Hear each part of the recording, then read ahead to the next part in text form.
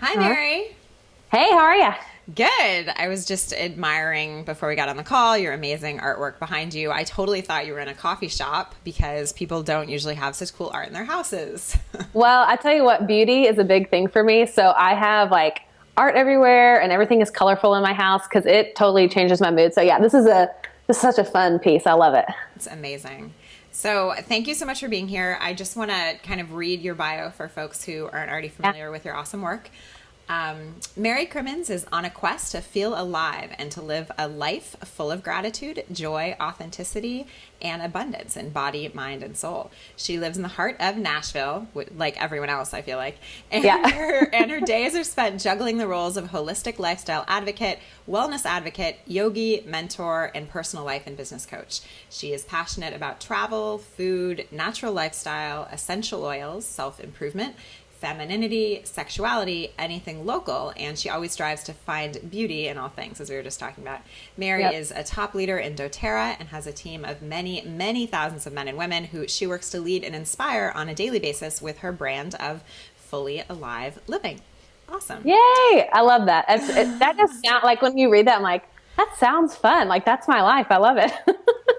That's so cool you have that reaction, and I feel like this we're going to talk about this in the interview, but your reaction, I think a lot of people do that like shrinking thing when they hear their bio being read, which is something that I do, and I know, I mean, I'm starting to learn that it's kind of an issue, that I have, Yeah. but it's so cool that you're like owning your awesome life. That's a very interesting moment. Well, I would just hope that like your own life lights you up, and I feel like mine does. Like when I hear that, I think that it's intentional that I created the life the way I created it because it does bring me so much joy. And so I got to just like pause and rejoice in that. It's fun.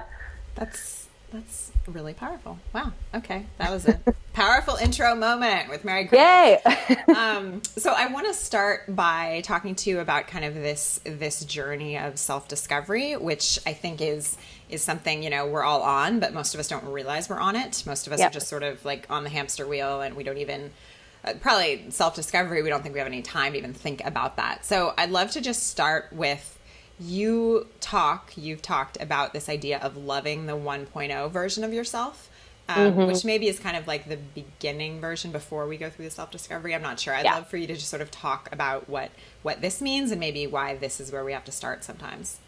Yeah, I think that this comes back for me to self-compassion.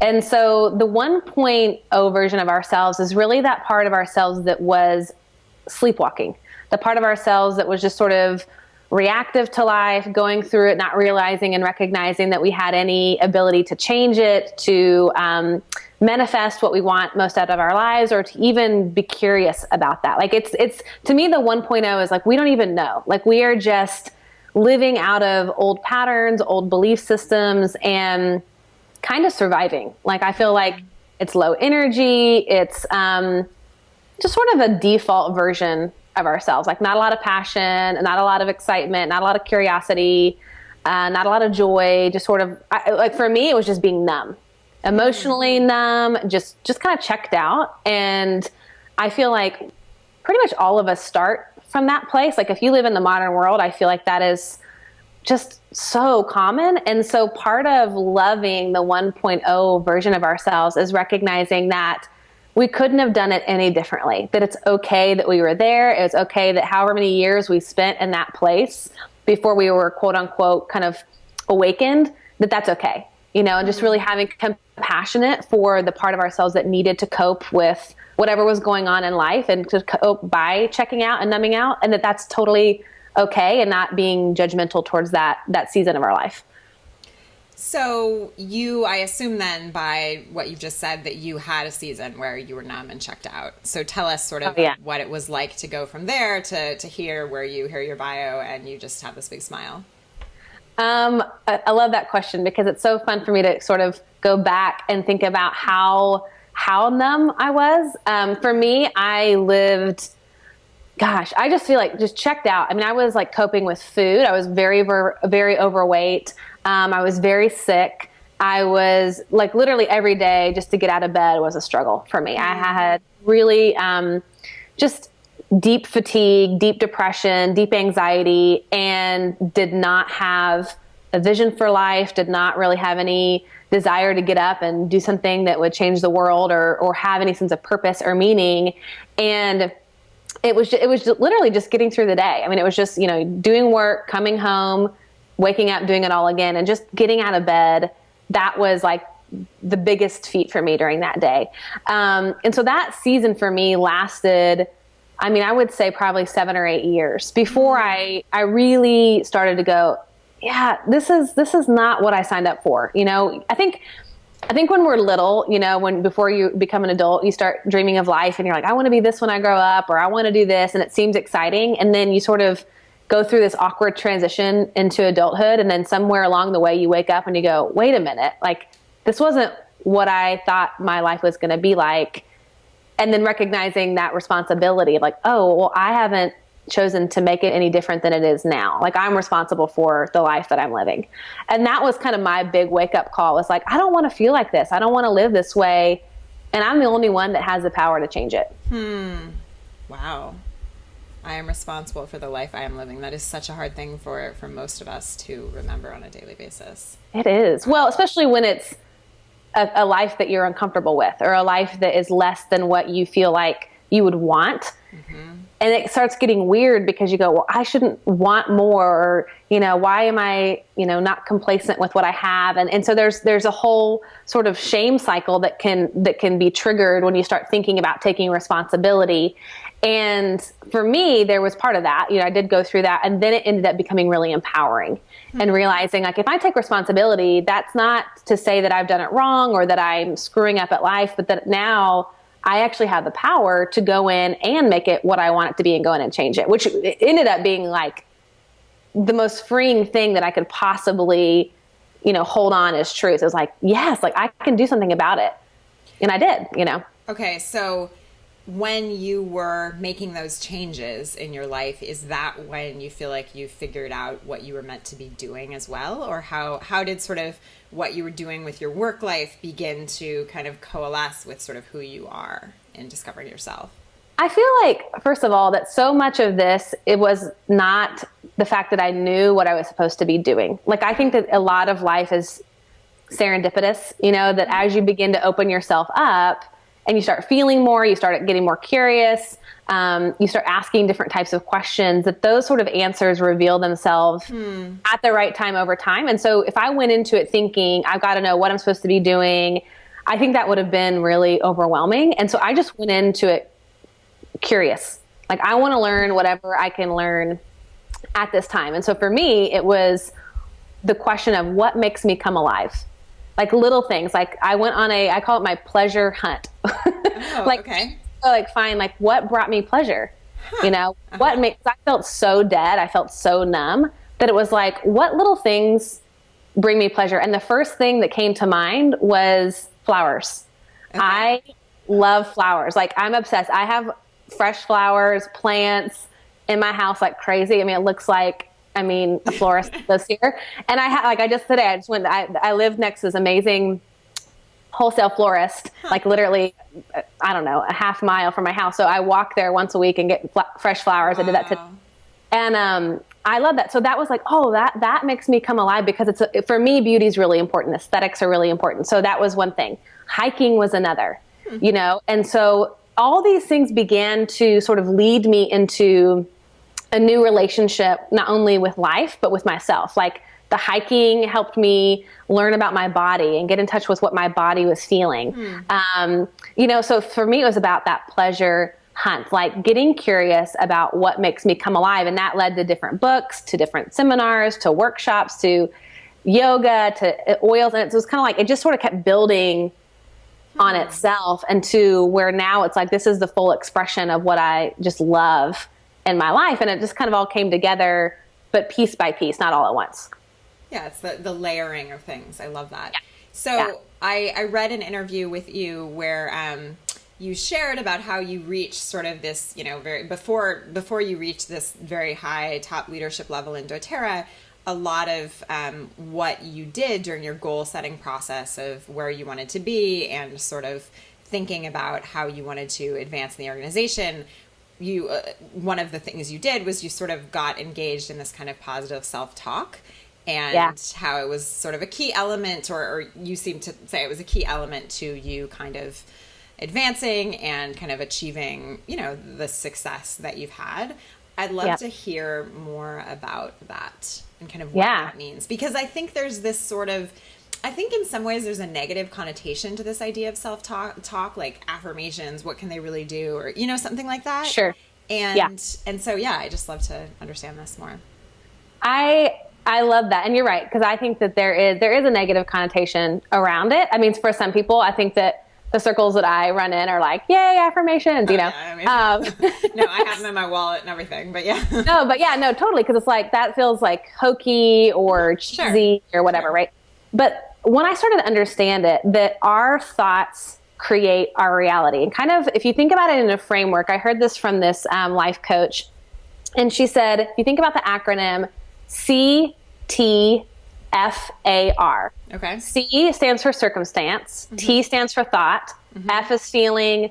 A is actions. R is result. Wow. Okay. So basically you have a circumstance in life, and that could be like you and I are talking on an interview right now. That's the circumstance. That's fact. No one can argue that. Yep. And then you've got your T, which is your thought. So the thought about that for me is, I'm having a great interview with Claire, or this is going really well, or this is fun, or whatever. Yeah. That creates a feeling just by that thought. Now, the thought is subjective, because you could have a different thought about this exchange. Maybe you're nervous. Maybe you're, you know, this is not fun for you. Right. Right. And that's going to change the feeling that you have about this interaction. That's going to create a different action. Based on your feeling, it creates a different action. So the action could be, you get really nervous and you totally shut down and we have to turn off the interview. That action could be you being really open and this just being like better than we could ever imagine. And then the result is, because of this incredible interview that we have, so many people tune in, they listen, and you get a lot more followers, right?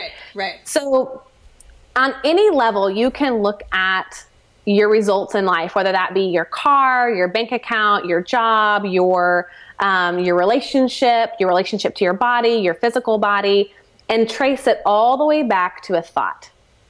Wow. And so your thoughts create your feelings, which create the actions, which create the result.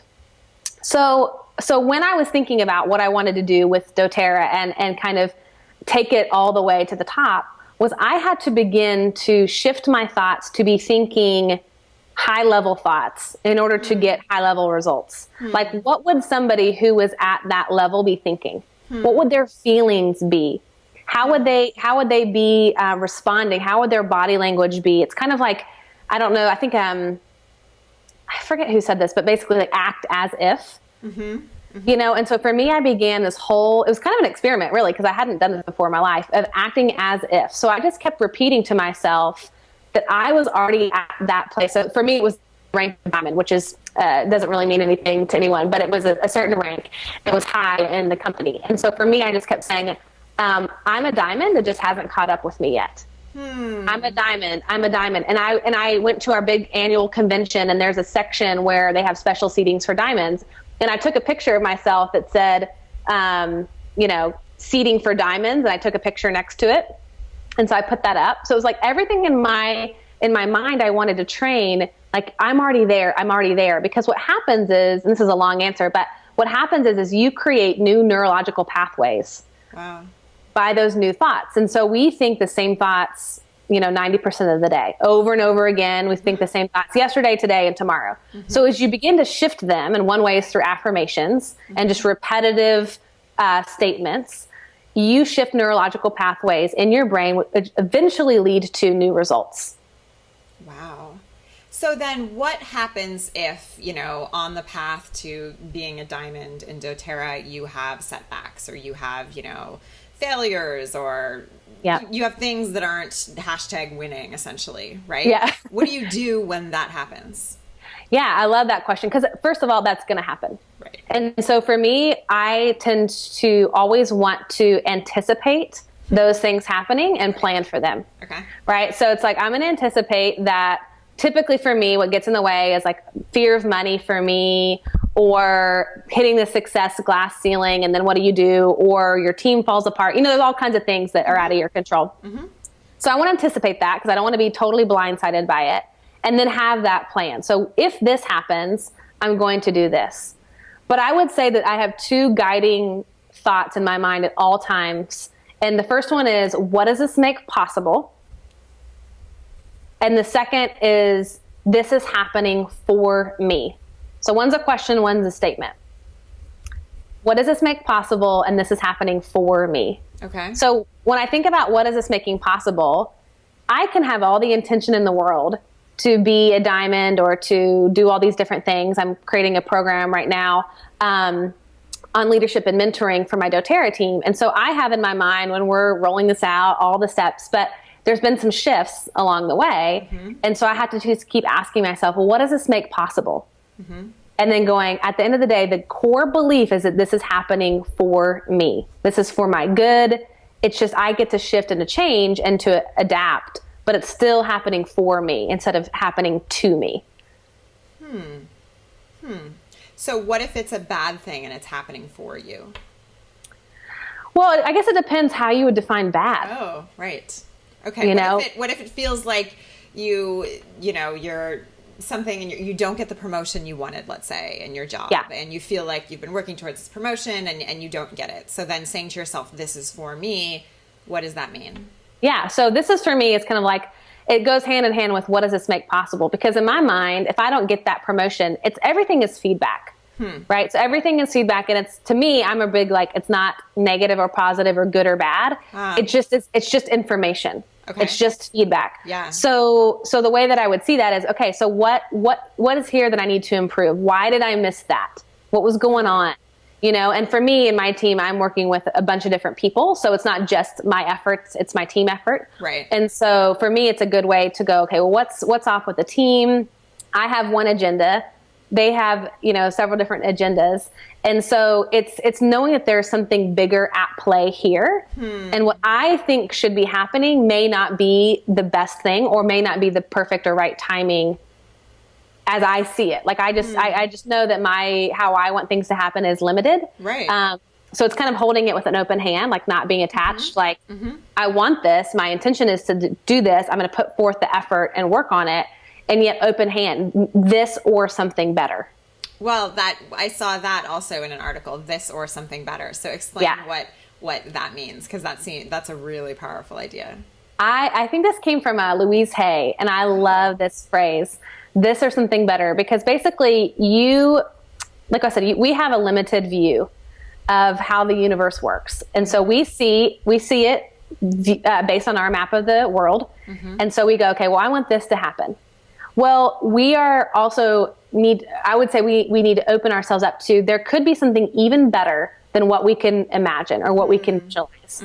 And so what I think is best for me may be just a portion of what's best for me, that there could be something even bigger, even better that's out there, and so for me, it's this or something better. That's opening up to something else coming in, and it's not all about me.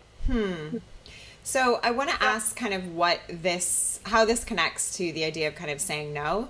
You've said at one point this quote, compassion means you say yes when you really mean it, and you say no most of the time. You can't be generous and loving when you feel run over and taken advantage of. So how does really saying no help us on this road to self-discovery, especially if we're on a road to self-discovery and we want to, explore lots of paths and take advantage of what's around us, right? Yeah. Well, it comes back to intuition, intuition and boundaries, because I think that there are so many opportunities in the world. And I get caught up in this of, I want to do this workshop and I want to read this book and so-and-so wants me to partner on this project with them. And it gets exciting because I am an activator. I really enjoy starting projects. So it's easy for me to want to say yes. Right. But the issue is when we get run down, when we are saying yes to everything, our ability to be not only compassionate to other people, but compassionate towards ourselves and to this process, it really begins to lower. It's like we have a finite amount of energy every day. Yep. And for me, it becomes a sort of a balancing act of where can I give my attention? What am I really, really after? At the end of the day, what am I really, really after? And there will always be good opportunities. And the more that you become alive, the more that that grows, it becomes a magnet. And so getting really clear on what it is that you want allows you to have that reserve, allows you to have that emotional bandwidth to be able to be present with the people that you have, agreed to be present with, whether that's your spouse, your family, your working team, your partners in business, whatever that looks like. Those are the people that you've agreed to show up in life with. And if everybody else is getting that emotional energy from you, and I live this way, you end up, giving the least amount to the people you love the most. And oftentimes that means for yourself as well. And you give the least amount of, emotional energy towards yourself. And then it's just, it spirals so quick, and then you're totally fried. Yeah, I mean, that is so common, right? Or Yeah. we give the most amount to someone who really matters the least in terms of our actual priorities in life, our family or ourself, or wow. Yeah. So I want to kind of, I have one kind of more question along this idea of self-discovery, and it's all about this idea of what is your why, which I know a lot of people are kind of talking about. And right. I feel like a lot of us aren't really clear on what it really means. Can you give me kind of your take on what it means to know your why? Yeah. So I love this concept because for me, the word that I would use instead of why, which I think is hugely, it's a buzzword right now, I guess. But I would shift that to say, what is your leverage? Oh. We're saying the same thing, but I think when you talk about it in terms of leverage, to me, it makes way more sense. So the way I understand leverage is it's that thing that is your non-negotiable. It's the thing that gets you up in the morning. It's kind of like you ask yourself, what's at stake here, both positively and negatively. So with leverage, the way to get that going is by associating massive pain. This is a Tony Robbins thing. Massive pain from not changing now, and massive pleasure for changing immediately. Okay, wait. So pain and pleasure.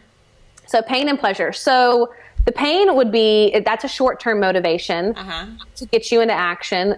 Pleasure is long-term. So pain associating questions would be things like, what is this costing you? If I don't change now, if I don't write this book, if I don't come up with an innovative solution for XYZ, what is it costing me in my business? What is it costing my family? What is it costing me personally? Those would be kind of pain questions that you can ask yourself. When you're thinking about your why, you want it to be so emotionally compelling, so overwhelming that there's no other option than for you to go figure it all out, the how, the what, to go figure it out.